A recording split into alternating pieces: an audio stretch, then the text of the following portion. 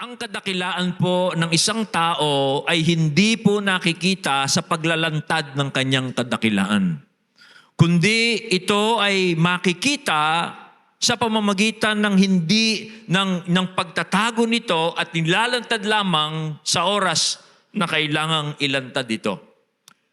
Mula po sa pasimula ng ministeryo ng Panginoong Hesus, ay ina-announce na niya ang pagdating ng kaharian ng langit. Dinidescribe niya sa mga tao kung ano ang kaharian ng langit at itinuturo niya sa mga tao kung paano papasok doon.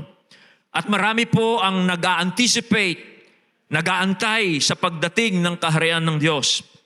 Now, doon po sa mga nakaraang chapters na ating binasa na at pinag-aralan, ay si Matthew po ay tinatrack down niya yung final journey ng ating Panginoon doon po sa Jerusalem. At si Jesus po ay ina-announce niya sa kanyang mga chosen disciples kung anong mangyayari sa kanya doon sa Jerusalem. Dito po sa ating binasa ngayon ay nasa threshold na po tayo ng final moments ni Jesus. Okay, yung kanyang pagpasok sa Jerusalem at kung ano ang una niyang ginawa pagpasok niya doon. Si Matthew po ay pinapakita niya sa atin na sa pamamagitan nito ay ganito dadalhin o pasisinayaan ng Diyos ang kanyang kaharian dito sa lupa. Sa pamamagitan na pinapakita po ng pagpasok ni Jesus sa Jerusalem at sa kanyang paglilinis sa templo. Dito pinapakita sa atin ni Matthew na ganitong paraan pasisimulan ng Diyos ang kaharian ng langit. Pagpasok sa Jerusalem at saka po sa paglilinis niya sa templo ng Panginoon. Now, ano po ang pinapakita ng dalawang events na ito na ipinapakita po sa atin na ganito sisimulan ng Diyos ang kanyang kaharian dito sa lupa. At pwede na rin po nating sabihin na itong pinapakita sa atin ni Matthew, ito rin sa ganitong paraan, pasisimulan ng Diyos ang paghahari niya sa bawat puso ng mga taong maniniwala kay Jesus. Now, una po, ang pagpasok po ni Jesus doon sa Jerusalem. Dito po pinapakita sa atin ang authority po ni Jesus at ang kanyang humility. Bagamat ang Panginoon po ay merong authority, meron po siyang kapangyarihan, pero ito po ay nakatago sa kanyang humility. Now, mapapansin po natin ay yung pong bongacious o yung magarbong pagpasok po ni Jesus sa Jerusalem, ito po ay pre-planned. Pinlano po ito para po matupad ang mga sinasabi ng kasulatan. Yung pong donkey at saka po yung anak ng donkey yon ay pre-planned po yan. Yan po ay pinlano na po ng Panginoon bago pa siya pumunta sa kanyang final destiny doon sa Jerusalem. At now, ang mapapansin po natin, dito po sa kanyang pagpasok was meant to be public. Ito hindi na po sikreto. Di tulad po ng mga nakaraang pinag-aralan natin na ang Panginoon ikinukubli niya sa mga tao at sinasabihan niya yung kanyang mga alagad na siya ang Mesiya pero ikinukubli niya. Ayaw niyang i-publicize ang kanyang pagiging Mesaya. Pero dito po sa kanyang pagpasok dito, ito ay public declaration na po niya ng kanyang Messiahship. Okay? Hindi na po tulad ng dati. Kaya po dito, yung secrecy of Jesus being the Messiah is now being lifted up. Okay? Now, tulad po ng sinabi ko sa inyo, ito ay ito ay ginagawa ng Panginoon para po tuparin ang lahat ng sinulat ng mga propeta na ngayon sa pagdating ng Panginoon, particularly dito sa Jerusalem, ay tutuparin na. In fact, dito po sa bahagi ngayon ni Matthew, kung titingnan po ninyo, papansin ninyo, lagi nang nagko-quote si Matthew ng mga prophecies dahil ang final journey niya sa Jerusalem will fulfill all prophecies na nasusulat po sa Panginoon. Kaya po, mula dito hanggang sa kanyang kamatayan, hanggang sa kanyang pagkabuhay na muli, pinapakita po sa atin ni Matthew, lahat yan ay ayon sa isinulat ng mga propeta. Kaya makikita natin, yung pong kamatayan ng Panginoong Kristo, hindi po yan historical accident. Okay? Hindi po yan na sabihin natin nagkamali ang Diyos, aksidente lang yung kamatayan ng Panginoon. Hindi po ganun yan. Yan po lahat ay sinulat ng Diyos para ipaalam sa atin na darating ang Misaya nang sa ganon, pag dumating na siya at natupad na ang mga bagay na ito, makita natin ito ang paraan ng Diyos para iligtas niya ang mga taong sasampalataya sa kanilang tagapagligtas. These were all foreordained, sabi nga po sa English. Kaya mababasa natin dito sa Matthew 21 verse 4 and 5, yung pagpasok ng Panginoon doon sa Jerusalem na nakasakay doon sa asno ay ayon sa sinabi ni Zechariah doon po sa Old Testament. Ito po ang sabi, sa gayon natupad ang sinabi ng propeta, sa lungsod ng Sion ay ipahayag ninyo, tingnan mo, ang iyong hari ay dumarating. Siya'y mapagpakumbaba, masdan mo't siya'y nakasakay sa isang asno at sa isang bisiro ng anak ng asno. Alam niyo po ba kung ano ang makukuha nating aplikasyon dito para sa ating sumasampalataya sa Panginoon? Na kung ito po lahat ng nangyayari ngayon sa pagpasok ng Panginoon hanggang sa Jerusalem, hanggang siya po ay litisin, hanggang siya po ay ipako sa krus, hanggang sa siya ay mabuhay na maguli, anong ibig sabihin yan para sa ating mga sumasampalataya kay Kristo? Well, makikita po natin, matibay, matatag ang saligan po ng ating pananampalataya sa kaligtasan ng Diyos na ginawa niya sa pamamagitan ni Jesus. Matatag ito. No? Yung ating faith kay Jesus for our salvation is sure and firm. Why? Kasi nakasalig ito sa katuparan po ng mga kasulatan. Daang taon pa lang sinabi na ng Diyos ang mangyayari, darating ang Mesiya, ganito ang kanyang pagdating, at ngayon ay natupad na. Anong ibig sabihin yan? Yung pananampalataya mo kay Kristo para sa iyong kaligtasan ay matatag, matibay, dahil ito'y nakasalig sa kasaysayang nangyari sa mundong ito. Hindi po yan kathang-isip. Hindi po yan gawa-gawa ng tao na isinulat sa isang napakagandang nobela. No!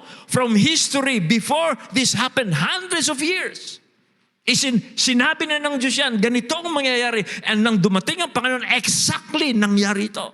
Meaning, our salvation is sure because it is based on the wonderful works of our God by the Messiah.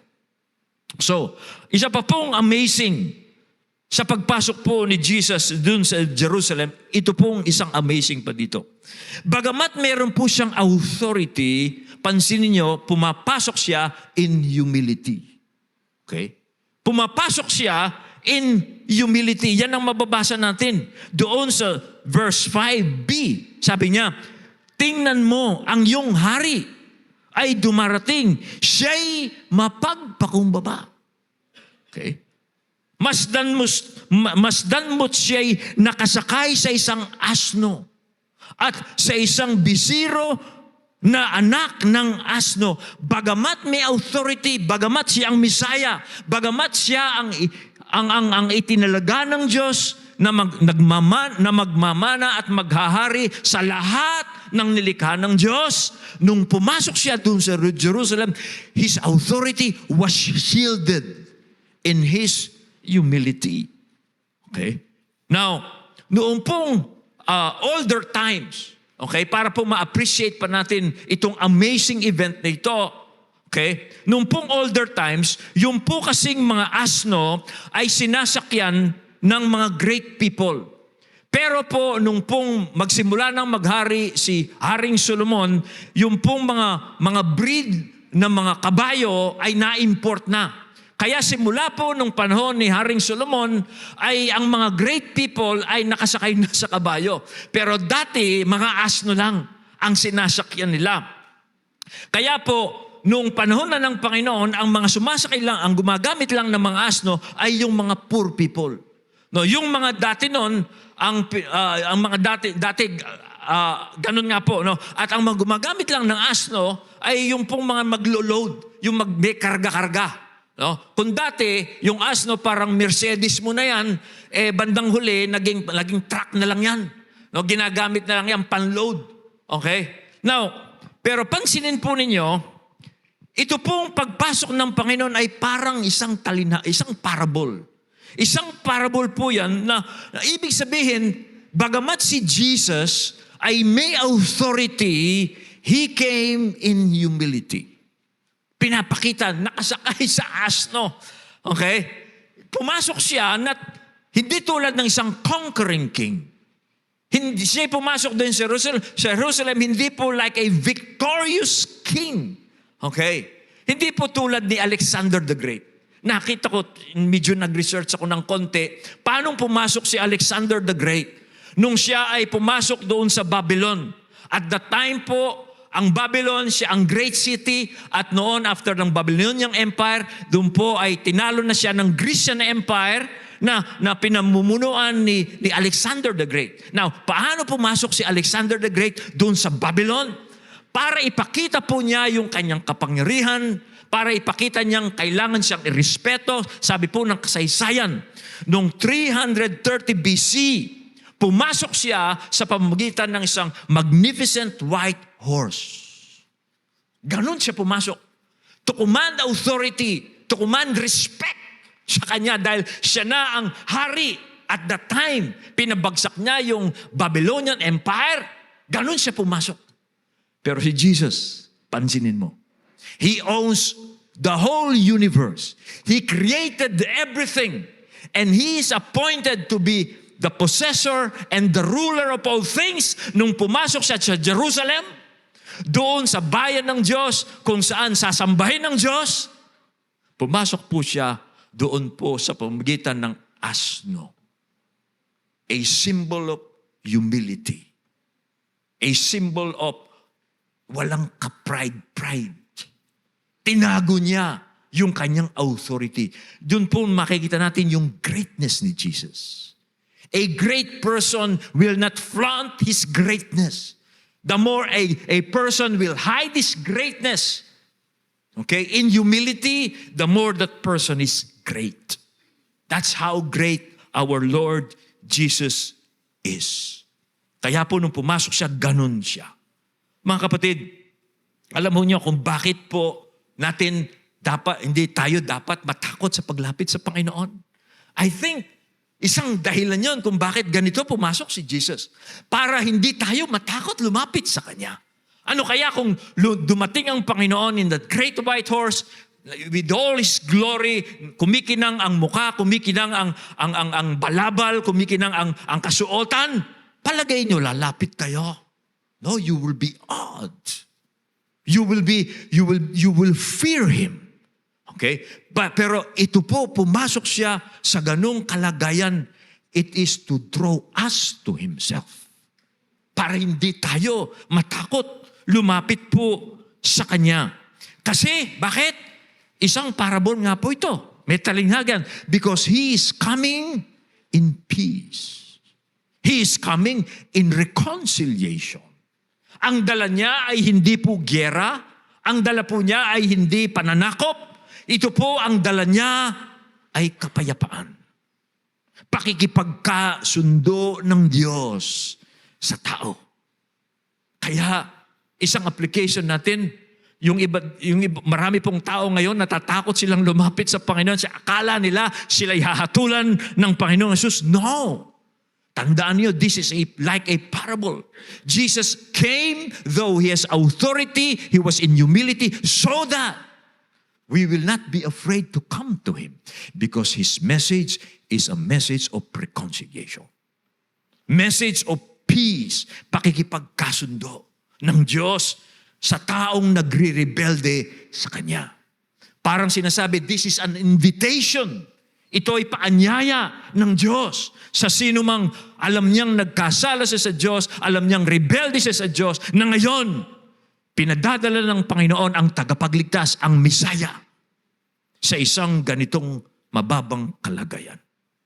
To accept the peace para tanggapin natin yung kapayapaang iniaalok sa atin ng Diyos. Kung natatakot ka na lumapit sa Panginoon kasi akala mo babambuhin ka niya sa ulo, no. Hindi po gagawin. Hindi yan ang dahilan ng pagparito ng Panginoon. Okay. Marami po kasi mali ang kanilang kaisipan tungkol kay Jesus.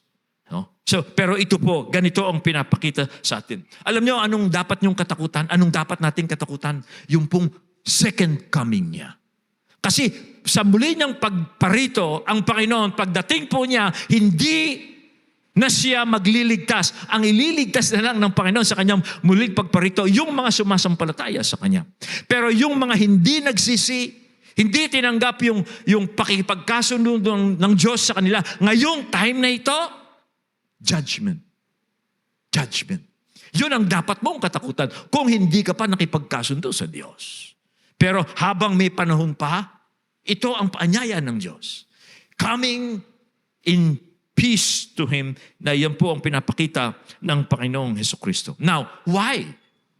Bakit po natin dapat tanggapin ang Panginoon bilang bilang mensahe ng Diyos sa atin na kapayapaan? Now, pansinin po natin dito sa event na ito, bagamat po ang mga tao, ina-acclaim nila si Jesus as the Messiah in a faulty perception as political Messiah, tinanggap po ito ng Panginoon.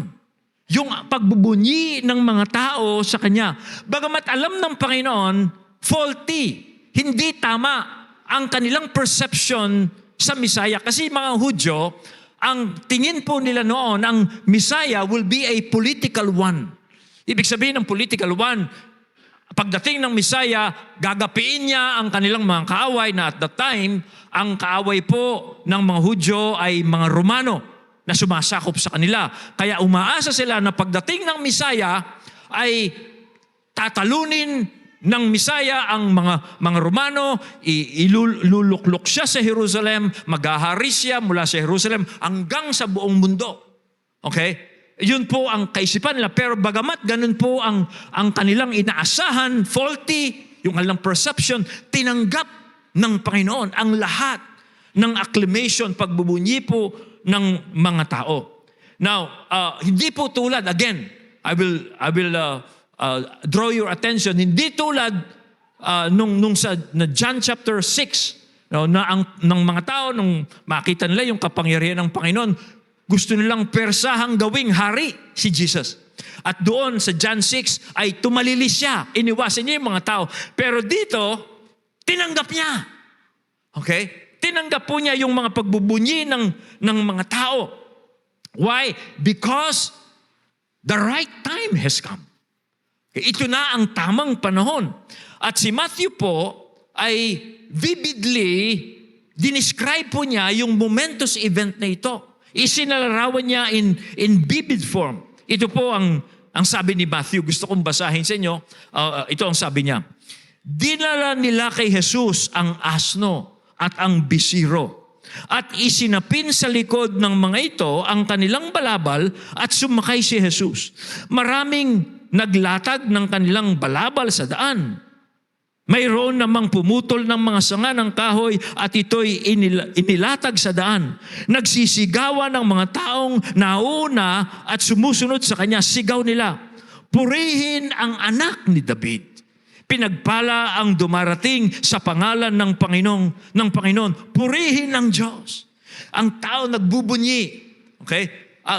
Parang ang pinapakita po dito nung sumakay na ang Panginoon doon sa asno, naglatag po ang mga tao ng kanilang mga balabal doon sa daan, pumitas ng mga sanga, inilatag din sa daan, at nagbubunyi sila, binigyan ng red carpet si Jesus.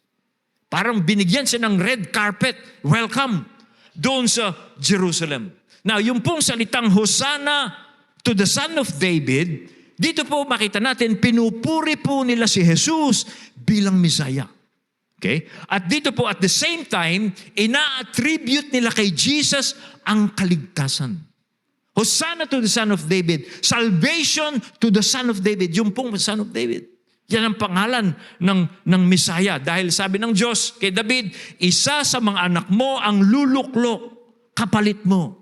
Kaya ito yung pangalan ng Messiah. At ito po ay tinatanggap ng Panginoon. Lahat ito. Because it is the right time. Okay? Now, doon po sa Psalm, yung pong salitang, the one who comes in the name of the Lord, blessed is he who comes in the name of the Lord, yan po ay nasa Psalm 118. Yan po ay nasa Hillel Psalm. Sabi po ng mga scholars, ang Hillel Psalm, ito ang inaawit ng mga pilgrims. Pagpunta nila doon sa Jerusalem, kasi every year, ang mga Hudyo po pumupunta sa Jerusalem to celebrate the Passover. Ang kinakanta po nila yung mga Hillel Psalm, kasama po yung Psalm 118 na kanilang nire-recite dito.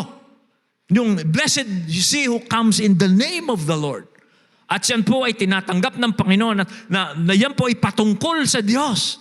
Pero at this time, tinatanggap ng Panginoon dahil siya ang katuparan ng mga ito. Parang sinasabi, napakarami pong mga tao, pilgrims po ito, papunta sa Jerusalem, mga Galileans, na kasabay ng Panginoon, pumupunta sila noon, and then yung pong mga tao naman, mga Galileans na nauna na, okay? Nauna na sa Jerusalem, sinalubong po itong prosesyon na ito. At ibinubunyi ng mga tao, narito na yung haring hinihintay natin. And blessed is he who comes in the name of the Lord. Kaya napaka-festive po nung pangyayaring iyon. No? So, pansinin natin, gusto ko pong i-ano sa inyo, ito po yung mga Galileans. Na natatandaan na, alam natin, ang Panginoon po ay nagsimula ng kanyang ministeryo sa Galilee, sa norte. At every year po, pumupunta nga po ang mga Hudyo dyan. Kaya po, nung final moments ni Jesus dito, kasabay siya nung mga pilgrims na ito. At meron na rin pong mga Galileans na nauna na doon sa Jerusalem na sumalubong nung makikita na nila ito ng prosesyon ni Jesus na pre-arrange. Mga kapatid, pre-arrange ito. Hindi po ito spontaneous. Ito ay pre-arrange. In-arrange po ito ni Jesus kasi gusto niyang ibunyi na ang kanyang pagiging Misaya. Kanya po, napaka-festive po noon. Now, tulad po ng sinabi ko sa inyo, lahat ito ay hinayaan ni Jesus.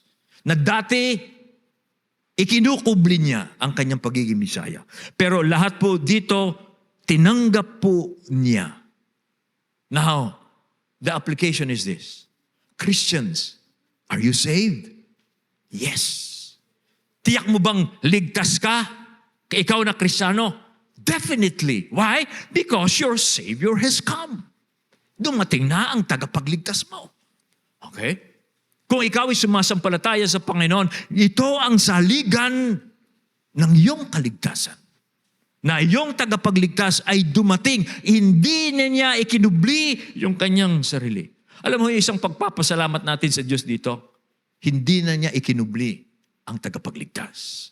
Kung naghahanap ka ng kaligtasan para sa iyong kaluluwa, para sa paghuhukom ng Diyos, ito na, hindi ikinukubli ng Diyos.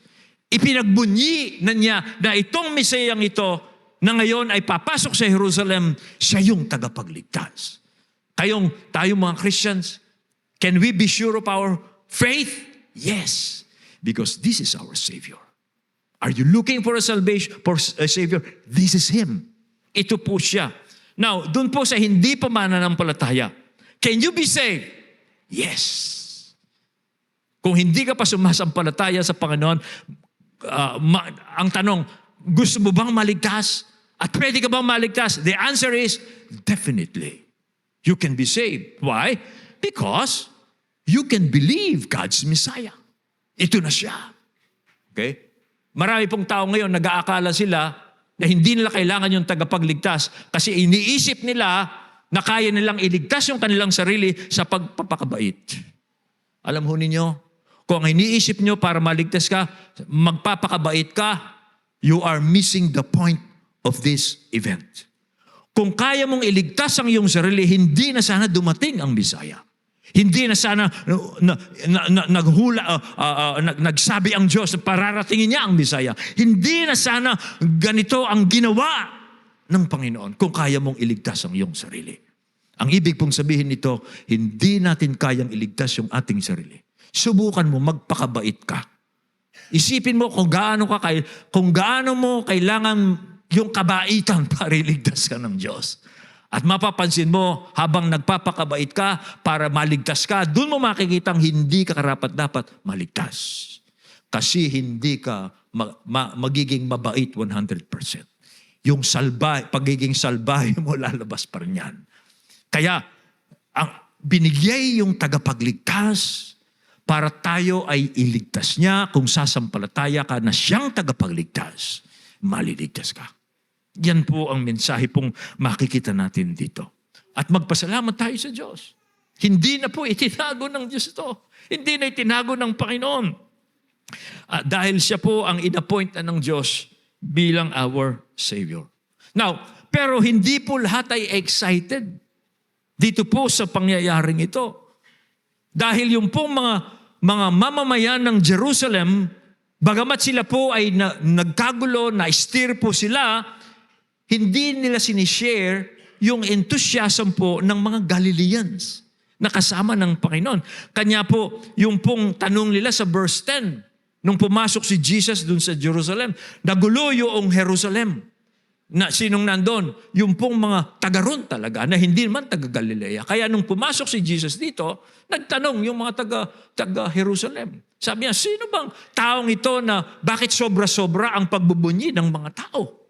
Sino ba ito na nagkakagulo yung bayang ito? Kung maalala po ninyo, nung ang Panginoon ay ipinanganak, doon po sa Matthew chapter 2 yata yun, ipinanganak po ang Panginoong Jesucristo ay tapos dumating po yung mga wise men doon sa Jerusalem, sabi po ng Bible, nagkagulo rin ang Jerusalem. Yung Jerusalem kung saan, doon po ang lugar kung saan sinasamba ang Diyos, kung saan ang mga religious people nandoon, na-stir sila, kung saan dapat nilang malaman na dumating ng tagapagligtas, sila'y na-stir, hindi sila naniniwala. Parang ganoon nangyayari dito. Yung Jerusalem kung saan andun yung templo, kung saan itinuturo ang kautusan ng Diyos, kung saan binabasa yung mga propesiya tungkol sa pagdating ng Mesiya, nung dumating doon si Jesus, same thing. They were stirred but they were not enthusiastic. Okay? Kanya po, ito makita natin, nung dumating siya, kaya po nung nagkagulo na, nagtanong mga taga-Jerusalem.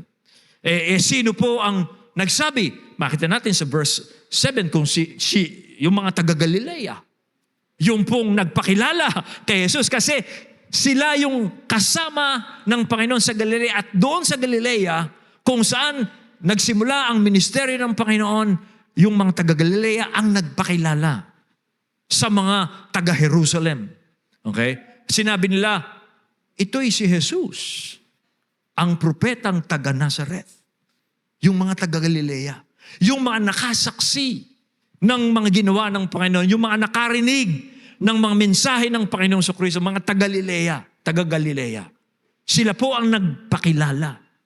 Kaya dito, makita natin, tayong mga nakakakilala sa Panginoon, doon sa mga nagtatanong, bakit excited tayo?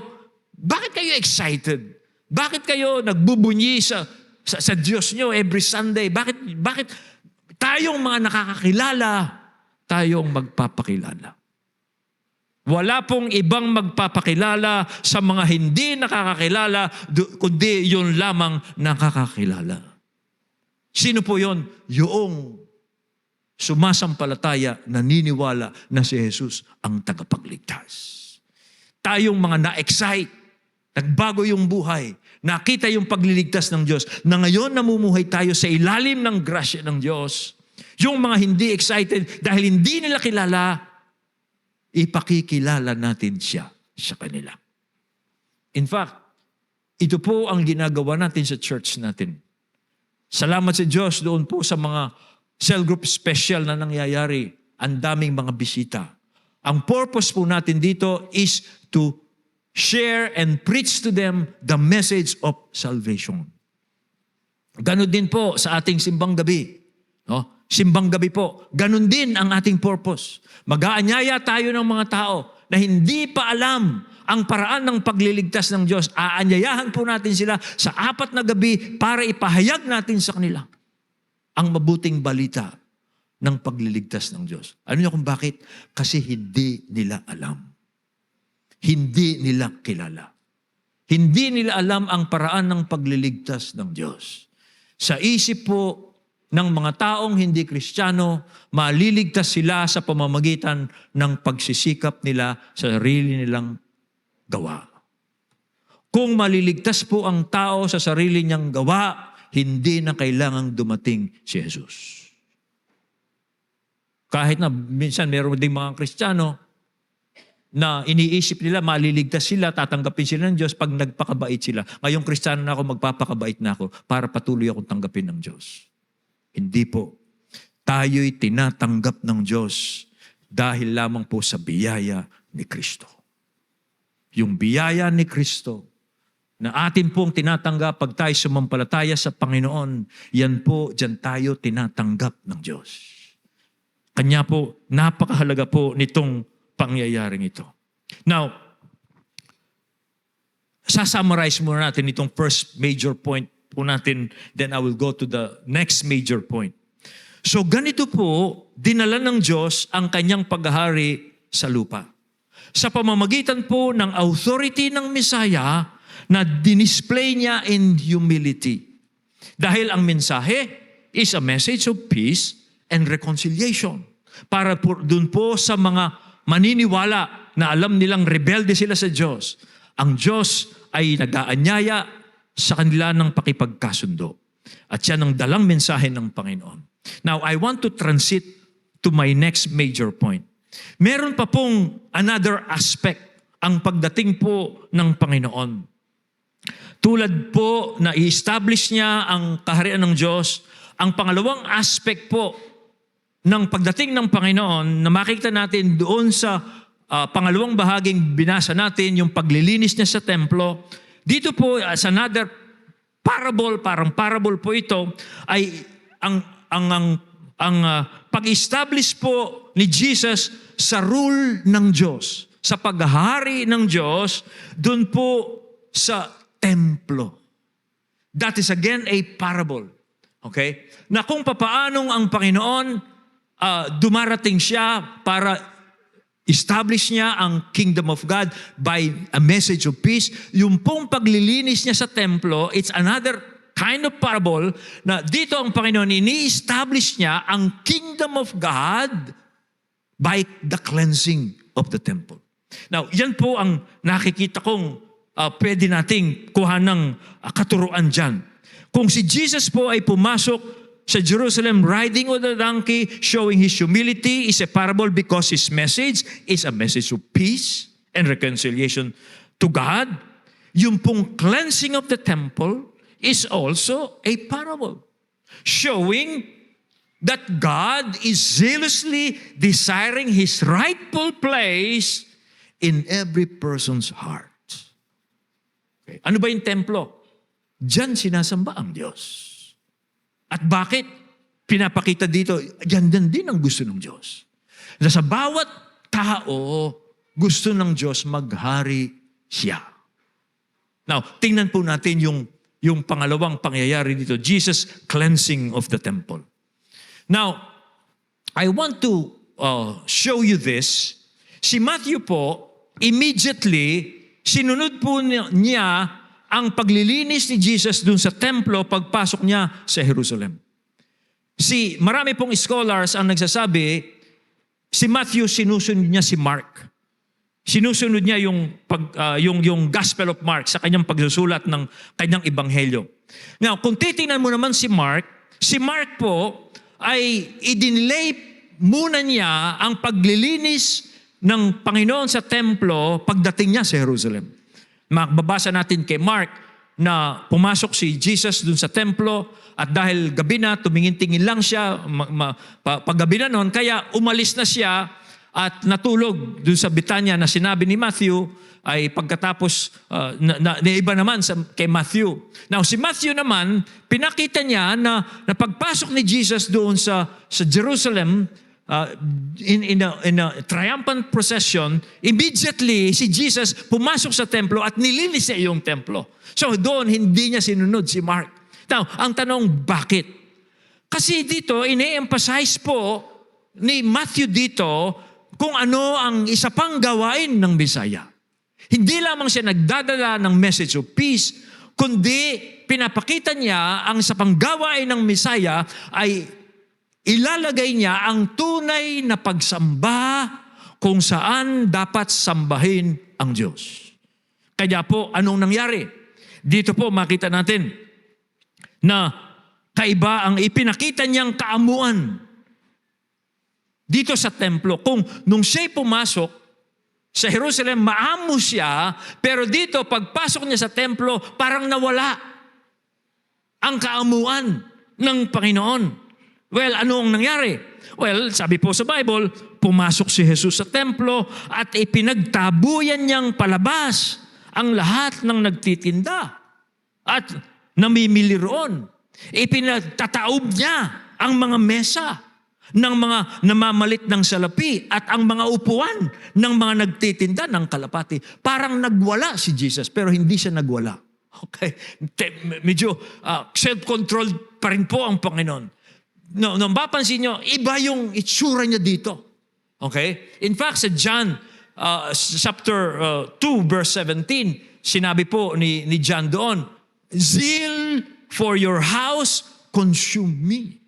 Na nung makita ng Panginoon yung templo, ginawa nilang commercial place, parang uminit ang kanyang ulo. Righteous judge, righteous wrath. Okay? At dahil nga po ginawang bahay kalakalan, yung bahay ng Diyos, yung money changers. Bakit may money changers? Kasi po ganito ang nangyayari noon. So yung mga pilgrims, galing po sila sa Israel, iba't ibang panig yan. May malayo, may malapit. Now, para po, for their convenience, kasi mag-aalay sila ng tupa, magbabayad sila ng half shekel temple tax dun sa templo. Every year po yan, ginagawa nila. So, para hindi na sila magdala ng mga hain, tupa, hayop, kasi malayong pinanggalingan, meron ng for sale dun. Okay? Meron ng for sale. Nga lang, pagdating mo doon, iba na yung currency. Meron ng temple currency. Kaya, yung mga punong pari, pinayagan nila out of convenience. At siyempre, pag pong merong business, dahil makasalanan ng tao, meron pong kotong. O meron ng patong-patong yan. Meron ng, siyempre, yung hayop, meron ng, meron ng patong yan. Yung pong currency, na temple currency, iba na rin, meron na rin exchange rates yan. Kaya doon, makita mo, yung komersyo ay nandoon sa templo. Just imagine. No? At nasasamba ka, nagtatawaran sa gilid. Taas naman ang rate mo, doon na lang. Doon ka na lang sa medyo mababa ang rate dito. Parang just imagine, pumunta ka sa templo para mag-pray, sumamba sa Diyos, and nakakarinig ka na, nag-aaway doon. No, niloko mo ko, pataas ang rate mo, tinaga mo ko, parang ganon, nag-aaway. Paano ka makapagpupokus? No. At hindi lamang po yun, ito po ay court of the Gentiles. No, ibig sabihin, yung mga Hudyo dito rin. Kasi kalooban din ng Diyos na yung mga hentil na hindi Hudyo ay pwede rin sumamba sa Diyos. Lugar ng mga Gentiles yun. Kaya dahil foreigner sila'y nadidihado dito sa nangyayari. Kaya naggalit ang Panginoon. Yung bahay panalanginan ay ginawang bahay kalakaran. Kanya po, sinabi niya, sinasabi sa kasulatan, ito sabi ng Panginoon nung ginawa po niya itong bagay na ito. Ang aking tahanan ay tatawaging bahay dalanginan, ngunit ginawa ninyo itong lunggaan ng mga magnanakaw. Yun ang sabi po niya. Okay? Okay? Kanya po. Now, this can be taken as a parable. Okay. This can be taken as a parable. Na ito po ay gawain din ng Messiah. Lilinisin niya yung templo para yung tunay na pagsamba sa Diyos ay maibalik. Okay? Bakit po masasabi nating parang parable to? Kasi siguro after a few days, bumalik ulit yung komersyo. At hindi na itinuwad uli ng Panginoon.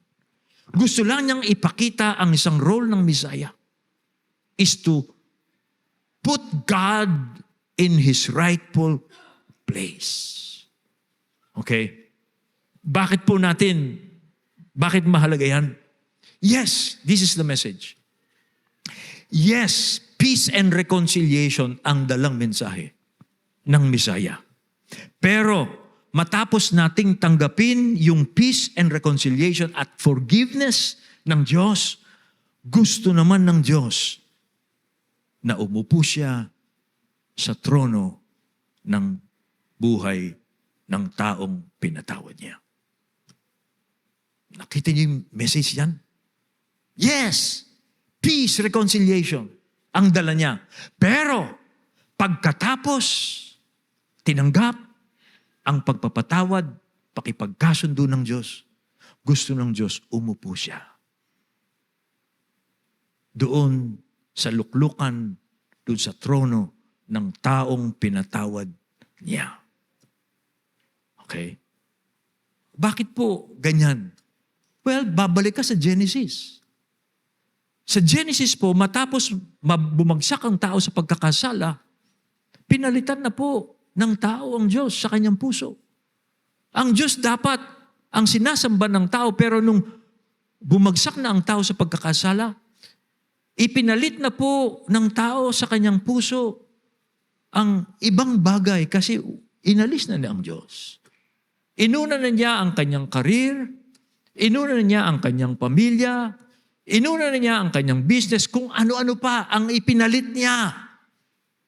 Kaya nga, dapat dumating ang Messiah para patawarin, makipag-reconcile ng Diyos at pagkatapos, ang sino mang tatanggap ng kapatawaran, gusto ng Diyos, mabalik siya doon sa templo kung saan siya ay sinasamba.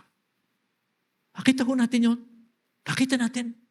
Yun ang pinapakita sa atin ni Matthew. Isang gawain yun ng Messiah. Na dito makita natin kung gaano pong kasigasig si Jesus sa pagtataboy doon sa mga business people doon sa templo, gayon din po kazilos ang Diyos na ibalik siya sa puso ng mga tao. Lalong-lalo na po doon sa mga pinatawad, tumanggap sa Panginoon, pinatawad, nakipagkasundo ang Diyos. Hindi po plano ng Diyos pagkatapos tayong patawarin ay hindi natin siya unahin. Tayo rin ang masusunod sa buhay natin. No, that is not the gospel. The gospel is you will be forgiven, you will be reconciled, but God wants to reign in your life in His temple. Why? Because that is the kingdom of heaven. That is the kingdom of heaven. At pag po pinaupo na natin ng Pang-Diyos, in fact, pag po pinatawad na tayo ng Diyos, uupo na ang Diyos doon. At magsisimula na siyang linisin ang ating buhay. At doon na rin po magsisimula, maaayos yung ating buhay. Hindi niyo ba napansin? Nung tayo ang nakaupo sa trono ng ating buhay, doon sa templo, ang gulo ng buhay natin. Why? Because God is not reigning. Hindi siya naghahari. Kaya ang gulo ng buhay natin. Kaya matapos tayong patawarin ng Diyos, ang gusto niya, linisin pa yung buhay natin. Linisin pa ang buhay natin. Gusto niyang maghari. Nang sa ganon, yung blessing ng kingdom ay darating sa atin. Kaya nga tama yung sinabi sa Matthew 6:33. Ano sabi sa Matthew 6:33? Seek first the kingdom of God and His righteousness, and all these things shall be added unto you. Yung pong kingdom of God po yun ay yung paghahari ng Diyos. Now, meron pong major application dito, mga kapatid. Ang major application po dito ay ito. This is a correction of many misinterpretation of the work of the Messiah. Dito po, ayan ang isang, marami po kasi mali ang interpretasyon nila sa gawain ng Messiah. Tulad po ng mga Hudyo. Yung mga Hudyo po, ang inaasahan nila sa Messiah ay political one. Okay? Pero nung dumating siya, hindi siya political one. He was a spiritual one. Okay? Hindi na inaasahan yon. Kaya, ganun ang nangyari. Nabigla sila. Okay? Again, that is application. Meron pong mga Christian ganito. Kaya sila lumalapit kay Kristo, tinatanggap nila si Kristo dahil gusto nilang isolve ni Kristo ang lahat ng problema nila. Yung 20 taon nilang ginugulo yung buhay nila, pagkatapos lalapit sila sa Panginoon kasi marami ng utang, marami ng naghahanap sa kanila, wanted na sila. Gusto nila, pag tinanggap nila ang Panginoon, political isolve lahat ng Panginoon. Kapatid naman, 20 years mong ginugulo yung buhay mo. Gusto mo ba naman isang araw baguhin ni Jesus ang buhay mo? Hindi, that's not the work of the Messiah. Yes, patatawarin ka, pero you have to allow Jesus to reign in your heart. Okay? And then, kingdom of God, ayusin ng Panginoon, and then, yun yung salvation niya. Unti-unti makikita mo, habang nililinis ka ng Diyos sa iyong pamumuhay, habang nililinis ka sa iyong mga idolo, sa mga idols mo, kita mo, maaayos ang buhay mo. Yun ang salvation ng Diyos. Kaya parable ito No? Inaasahan mo Hudyo, political. Dumating spiritual. Sino po sa atin ngayon, iniisip niya, tinanggap po ng Panginoon, solve na yung mga problema. Lahat ng utang ko, mababayaran ko na. Pero bakit 2 years na, hindi pa bayad? Dumami pa. Hindi mo kasi sinunod Yung cleansing Yung blessing ng kingdom, lalabas po yan as we allow God to cleanse the temple. Ito po yung prophecy si Malakay. Sabi nga sa inyo, ito yung fulfillment of prophecy. Ito yung prophecy po ni Malakay pagdating ng Messiah. Nakaiba doon sa iniisip ng mga Hudyo at kaiba doon sa marahil iniisip ng mga tao at even mga Christian. Ito ang prophecy ni Malakay. At si Yahweh na inyong hinahanap ay biglang darating sa kanyang templo.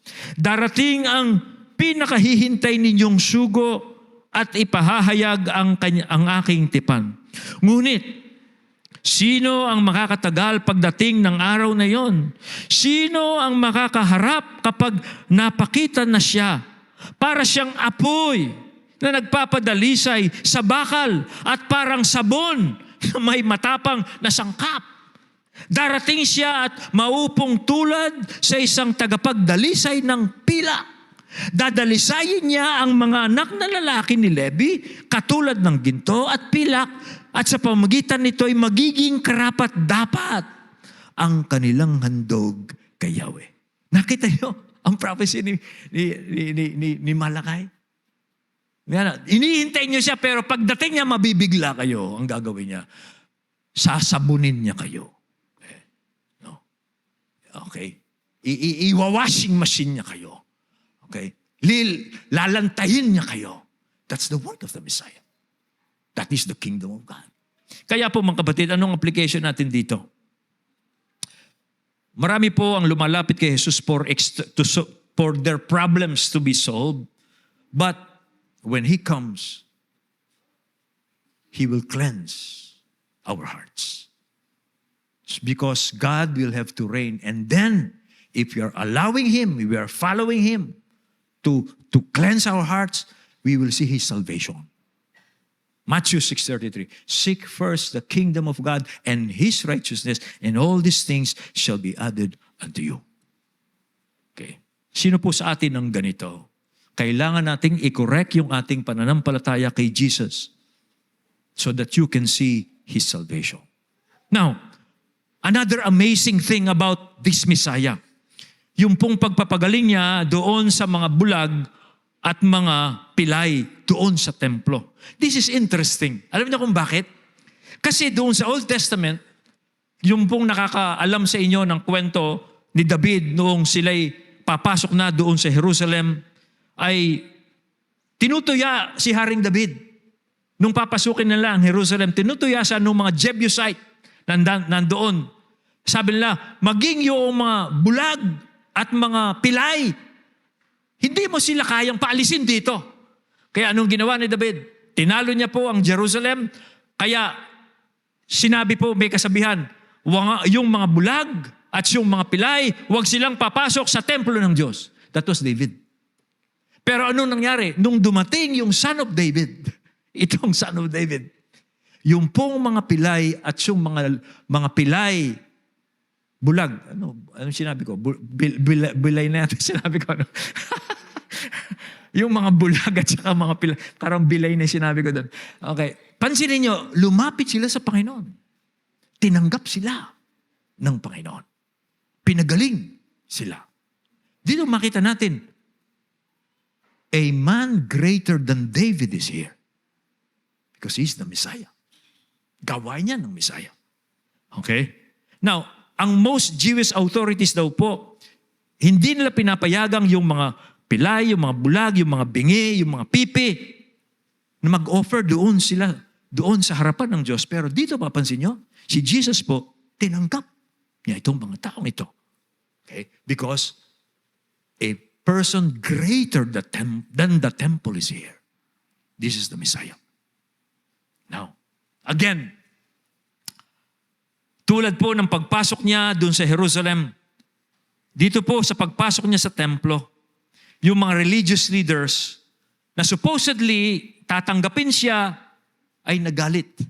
Sa halip na tanggapin nila si Jesus as the Messiah, itong mga religious leaders ito ay nagalit pa sila nung marinig po nila yung mga pagbubunyi, pagpupuri ng mga bata sa Panginoon. Tulad po nung pumasok sa ganun din ang nangyari. No? Sabi dito, nagalit po ang mga punong pari at mga tagapagturo ng kautusan nang makita nila ang mga himalang ginawa niya at narinig ang mga batang sumisigaw sa loob ng templo, purihin ang anak ni David. Sinabi nila kay Jesus, naririnig mo ba ang sinasabi nila? Sabi ng Panginoon, naririnig ko, tugon ni Jesus. Hindi ba ninyo nabasa ang kasulatan? Pinalabas mo sa bibig ng mga sanggol at ng mga pasusuhin ang wagas na pupuri. Muli, pansinin niyo, tinanggap po ni Jesus ang mga ito. Na itong mga sinasabi po ng Panginoon ito ay sa awit po ito, patungkol po ito sa Diyos. Pero dito tinatanggap ito ng Panginoon. Bakit? Dahil siya po ang Messiah.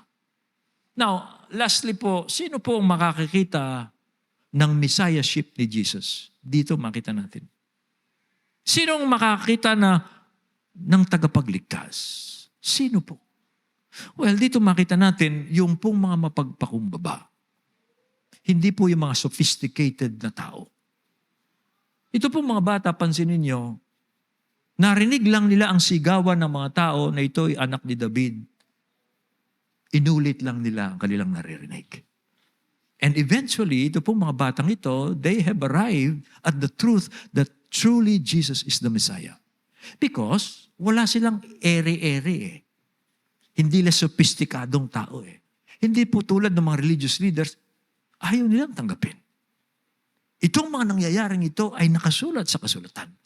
Pero dahil they're so sophisticated, they were so proud of their wisdom, of their knowledge, they cannot accept. Pero yung pong mga batang paslit na wala pong kaere-ere sa buhay, tinanggap lang nila ito at inuulit hanggang sa eventually they arrive of the truth that truly Jesus is the Messiah.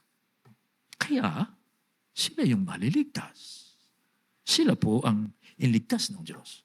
Tulad nga po sinabi sa Matthew 11, sabi po ng Panginoon, Ama, Panginoon ng langit at lupa, salamat sa iyo sapagkat inilihim mo ang mga bagay na ito sa marurunong at matatalino.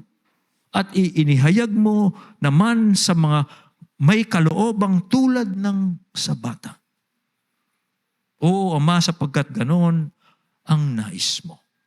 And finally, for my appeal, mga kapatid, for Christians, para po sa ating mga sumasampalataya sa Panginoon, mamangha po tayo sa kamangha-manghang gawang ng Diyos na ito. Okay? Kung papaano po niyang binili yung ating kaligtasan, mamangha tayo. Sambahin natin ang Diyos. Dito sa dakilang pagliligtas po niya sa atin sa pamamagitan ni Kristo. At patuloy po nating i-adjust yung ating kaisipan sa mga pamamaraan ng Diyos. Na baguhin natin yung ating pananaw kay Jesus. Na gusto nating ipasolve kay Jesus ang mga problema natin, pero hindi naman natin hinahayaang linisin niya ang ating buhay. Sino ang pinaghahari mo sa iyong buhay? Gusto ng Diyos, linisin tayo dyan. At hindi narito ang Panginoon para as our political Messiah. He is our spiritual leader. Because God wants us to allow Him to rule in our hearts. That is the kingdom of God. At pag pinaghahari natin ng Diyos, mapansin nyo, yung salvation ng Diyos mahahayag sa atin. That is the application po. Makita natin dito. Now, for non-Christians, so mga hindi pa po sumasampalataya sa Panginoon, narito po, ang tagapagligtas ng Diyos ay dumating na sa pangalan po ng ating Panginoong Hesukristo. Kailangan mo siyang sampalatayanan at yung kanyang mga gawa kung ikaw ay maliligtas. Huwag mong iisipin na kaya mong iligtas ang iyong sarili sa pamamagitan ng sarili mong gawa. Alam mo, kung kaya mong iligtas ang iyong sarili sa sarili mong gawa, hindi na kailangan dumating si Jesus. Hindi ka maliligtas sa pamamagitan ng iyong gawa. Habang ginagawa mo yan, lalo mong mararamdaman ang hatol ng Diyos.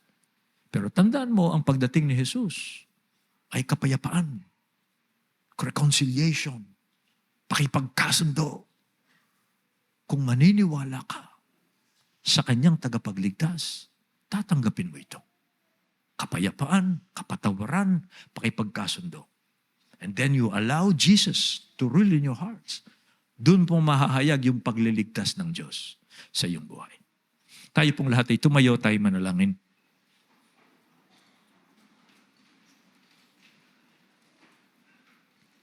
Nagpapasalamat kami, O Diyos, dahil hindi ninyo itinago ang tagapagligtas.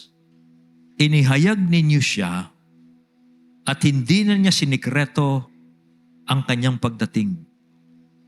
Salamat po at ang mensaheng dala niya ay kapayapaan at pagpagkasundo. At naway patuloy naming baguhin ang aming kaisipan tungkol sa aming pananampalataya kay Kristo. Hayaan namin siyang maghari sa aming puso, sa aming mga buhay, nang sa ganon patuloy pang mahayag ang pagliligtas ng Diyos sa amin. Sa iyo po ang kapurihan sa pangalan ni Jesus. Amen.